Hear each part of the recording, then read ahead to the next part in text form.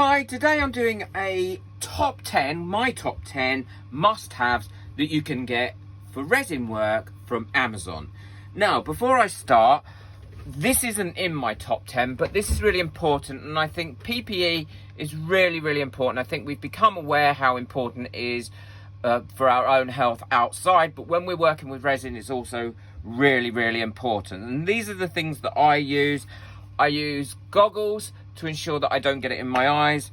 I use a good quality face mask as well, which is a half mask when I'm heating resin or when I'm rubbing down resin, or really most of the time when I'm using resin. I use nitrile gloves that seem to have gone through the roof at the moment price wise, but I have been able to find some reasonably priced ones. And the other thing I use is sleeve protectors, which you just put on your arm like so, because I'm actually allergic to resin. If I get it on my skin, it really creates quite a sore area, really bad dermatitis. So I wear these all the time when I'm likely to come into contact with resin, and they protect me really well. And none of these things are expensive, and nothing is worth risking your health for. So really, that's not one of my top 10, but that's always a warning. And it is up to you as an individual to ensure that you make sure that you look at the manufacturer's information and just don't get your safety instructions from YouTube. The next thing I want to mention is I had a real disaster today, and I'm sure that you'll want to see it even though it's awful, and it isn't even resin related. I thought I'll give myself a little bit of a tidy up today and trim around my ears, the hair, and also give my eyebrows a trim. And this is what happened. I have gone from looking like Groucho Marx to Baby Jane Hudson. So if you start to see my eyebrows growing back in the next few months and I'm changing, that is why. So, word of warning, folks, be careful with your eyebrows. So let's get started. The first one is a silicone mat. And these are baking mats. This is an extra thick one. I use them all the time, have them in a variety of colours, as you've probably seen. And the great thing is, they do clean up lovely. I use a baby wipe, which actually isn't on my list, but get yourself some baby wipes because they're brilliant. I use a baby wipe to clean it up, or I bung it in the sink and give it a wash out and peel off any resin on it. They keep your work area really clean, and they're nice and big as well. I just find them brilliant. So that's number one. Number two is sticking with the silicone theme, and that's silicone jugs. I really enjoy silicone jugs, much more than I'm enjoying these eyebrows at the moment. Because what you can do is you can mix up in them, and then once it's cured inside like it is here, I literally just turn them inside out, and then the resin just pulls off them. And if you get a little bit that's stuck on and won't come off, then just go over it with a bit of tape. I usually soak them in the sink for about 10 minutes in some warm soapy water, give them a little rub with a green sponge, and then they're as good as new. And it saves all that waste, and they're always available. And I've got quite a nice selection of them. Again, they're not very expensive, but they are well worth having. It really does save you going through all the expense of keep buying the throwaway ones, and also I have found them to be far more accurate in their measuring than the plastic ones that you can throw away. I've found those can be out by quite a significant amount. So silicone jugs are a must. So number three is silicone stirring sticks, and I've got quite a range of these, or I use plastic ones as well. And actually the ones I recommend come with several of these brushes, which are really useful silicone brushes. The great thing about these is that you can mix in, they're not porous, so they're not releasing any micro bubbles like wooden sticks can do. If you leave the resin to dry on them, then you can just peel it off or pick it off.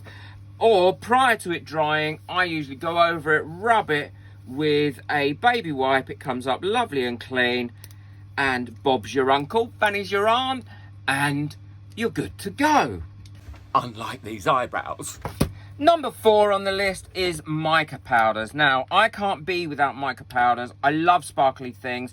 I love glitter, But if I had to make a choice between mica powder and glitter, it would definitely be mica powder. You don't need much, they last forever. And I've got loads of different makes of mica powder. Every time I see it, I buy it. But it really is good, and you can have some great fun and do some great techniques with it. And if you want to see what you can do with it, just check out a few of my other videos, especially about brushing it on. Amazing. So, number 4, mica powder. And don't forget, everything's in the description below. Go straight to those links, click on those links, and you'll be able to see exactly what I recommend. Number 5 is a heat gun. And once again, I've got several heat guns. And to be honest, I think it's your choice. But if you're going to buy a large heat gun, similar to this, then I would strongly recommend that you buy one that has got a variable heat and temperature on it and speed. And it also comes with attachments as well, so you can be more precise. I use this one quite a lot, which is an embossing heat gun. I love this one, but I also use this one because it's much more powerful and it'll push the resin around if I'm doing a resin pour. Number 6 on my list is resin pigments. Now, these are different from the mica powder, glitters and things like that, and to be honest, alcohol inks. And I have done a video recently on alcohol ink against resin pigments, so you'll be able to see that in my playlist. I use 2 different types. I use the opaque pigment, and it comes in lots of different colors, and I also use a transparent pigment, which comes in, again, a lot of different colors. It gives you different effects, but what I do find with these pigments is, again, they last forever. You only need a tiny bit of them on the tip of whatever you're using to mix it in. You can keep adding to it if you need to, but what you'll find is they will last forever, but also they have a tendency to fade a lot less than alcohol inks. So it is worth having those in your arsenal. So number 7 is a nice variety of molds, and this is just a very tiny selection of the molds that I've purchased, and I've also made quite a lot of molds as well, which I've done videos on. But jewelry molds are really, really useful. If you've got any resin left over, you can add a bit of mica powder to it or a bit of resin pigment and chuck it in one of these, and then you can make something with it afterwards. Coaster molds are really, really great. You can get little specialist molds. This is actually for chocolate or fondant, but it works brilliantly, and square molds. So I will put a selection of molds in the description for you to have a look at, but they're always worth having, and they're always worth having beside you when you are making anything with resin, so that you can use your resin up. Now remember, avoid going over these with a torch, because you will burn them if you're not careful, and you'll melt the resin to the actual silicone itself. So I tend to use, instead of a torch, I tend to use either my smaller heat gun or one of these long-necked lighters to get rid of the bubbles, because they don't do nowhere near as much damage to the silicone mold, unlike the razor to my eyebrows. Number 8, as you can see, and I've mentioned this a lot of times, is a Dremel. I have the Dremel 4000, which also comes with this fabulous little attachment that you can use as a hand engraver or hand polisher, a little tiny hand drill, or so many different things.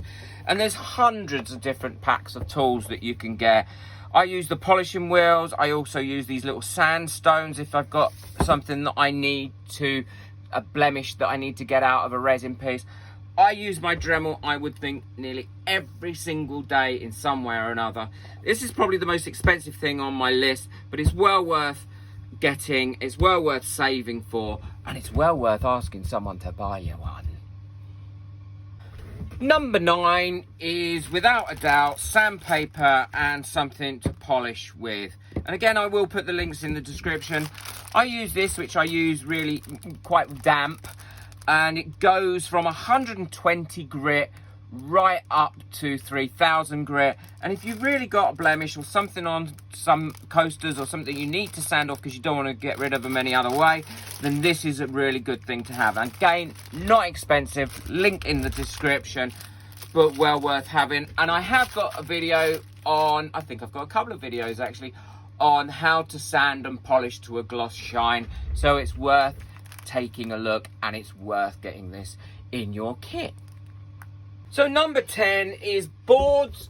If you're going to do pour pictures and bits and pieces like that, I love doing pour pictures. I've got lots of videos on there with different techniques.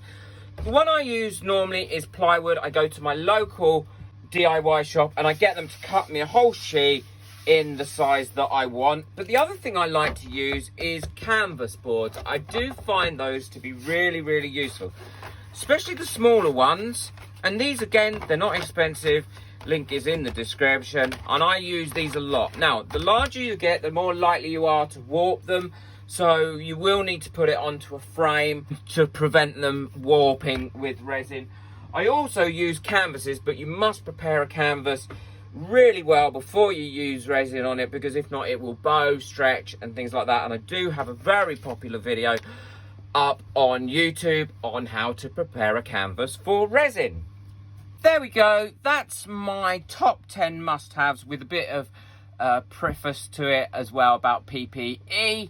And hopefully the next time I see you, these eyebrows will have grown back, and I will have had the opportunity to get my hair cut, because I really don't want to look like baby Jane Hudson anymore. So thank you for listening. Please like, please subscribe, please leave a comment or any questions, and I will get back to you. And don't forget to check out my Facebook group, How to Resin with Steve McDonald, which is actually becoming really, really popular. It's a great friendly group. We're all very helpful, and we share lots of tips and secrets and helpful things on there. And you can ask any questions as well. Thank you. Speak to you soon. Don't forget, everything's in the description. Take care. Bye.